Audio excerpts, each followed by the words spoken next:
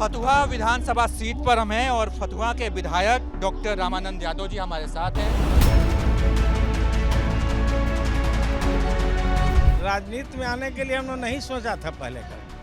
हम छात्र में थे, छात्र लोग के मदद करते रहे। छात्र लोग ने 85 में जबरदस्ती हमको चुनाव जिताया और जीत गए, क्योंकि छात्र के समस्या भी हम समाधान करते थे कॉलेज यूनिवर्सिटी में। आप जो हैं कई बार से यहाँ विधायक बन रहे हैं, आखिर आपको क्या लगता है कि आपके अंदर ऐसी क्या बात है कि यहाँ जनता जो है रामानंद यादव को चुनती है?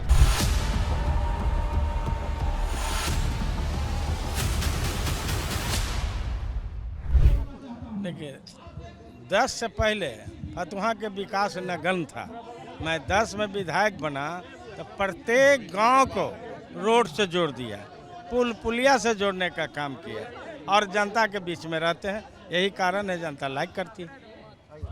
एक जो समस्या है, आरजेडी के जो समर्थक है वो हमसे कई बार ये बात पूछते हैं, विचार करते हैं कि भैया क्या करें, आरजेडी को भी वोट करते हैं, मुख्यमंत्री नीतीश कुमार बन जाते हैं। ऐसा नहीं कि नीतीश कुमार जब बनते हैं वो पलटी मारने की उनका आदत है। आप देखे होंगे कि जब मांझी जी हटे थे तो लालू जी के यहाँ दिन रात एक कर लेते। लालू जी नहीं मान रहे थे कि मांझी जी को भी हम रह देंगे, लेकिन अंत में बहुत गुड़परिया करने के बाद हम लोग के कहे, अगर लालू जी 14 में नहीं बनाते नीतीश जी को तो नीतीश जी कहीं न रहते क्षेत्र में, न उनका कोई एमएलए रहता, न पार्टी रहता, सब खत्म हो जाता है। अब मान लीजिए और आज कह रहे हैं कि लालू जी हम डाले, लालू जी तो 14 में आपको बनाए, हम एमएलए थे, सारे लोग के कहे कि नहीं हर हाल मेरा छोटा भाई है, इसको बना देना। अगर 14 में ना बनाते तो कहीं आता पता इनका पार्टी के नहीं इनका नहीं रहता। अभी मान लीजिए कि ललटेन पे हम लोग जनता यहाँ वोट दे दे, थोड़ा बहुत विधायक कम हो जाए और नीतीश जी आने के लिए तैयार हो जाएं, तो फिर क्या होगा? नहीं, अब सवाल नहीं कि लोग मिले, अब डिसीजन लोग ले लिया कि उनके साथ कभी नहीं जाएंगे।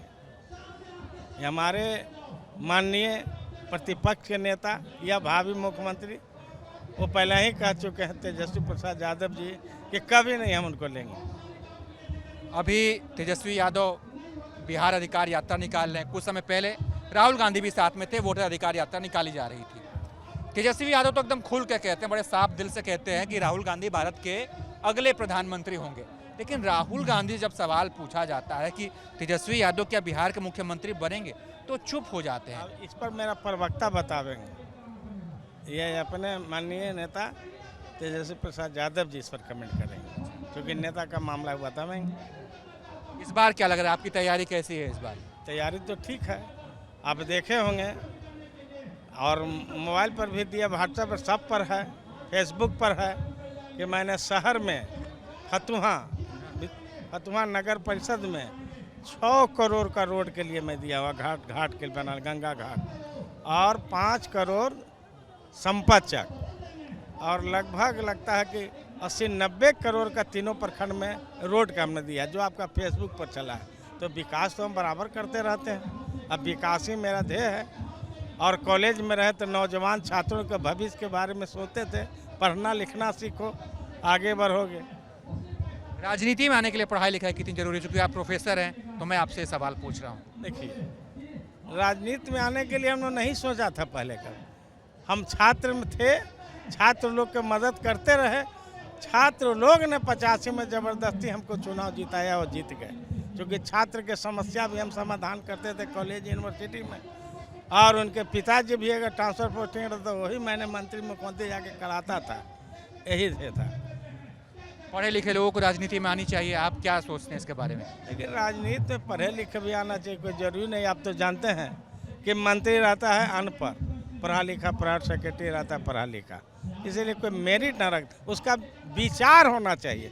विजन क्या है, अपने राज्य के विकास का विजन है या नहीं, ये होना चाहिए। इस बार क्या उम्मीद की जाए कि इस बार तेजस्वी यादव बिहार के मुख्यमंत्री बनने जा रहे हैं? क्योंकि आपने कहा कि राहुल गांधी के बात पे आप नहीं बोलेंगे, लेकिन आपको क्या लगता है? एकदम बनेंगे, क्योंकि सबको झुकाव है और नौजवानों का भविष्य है। माननीय तेजस्वी प्रसाद यादव जी नौजवान मान लिया है कि भावी मुख्यमंत्री हैं, मुख्यमंत्री होंगे तभी हम लोग का भविष्य बनेगा। आप जानते होंगे कि 17 बरस में माननीय मुख्यमंत्री जी का क्या कुछ नौजवानों को सर्विस नहीं दी, लेकिन इन्होंने 20 में यह संकल्प लिए थे कि हमारी सरकार बनेगी तो 10 लाख लोगों को, नौजवानों को नौकरी देंगे। जब ये आए तो मिले तो शुरू पहल कर दिए, लगभग 5 लाख नौजवानों को सर्विस दिए। इसलिए नौजवानों का है कि मुख्यमंत्री बनेंगे, हम नौजवानों को नौकरी मिलेगा, उद्योग मिलेगा।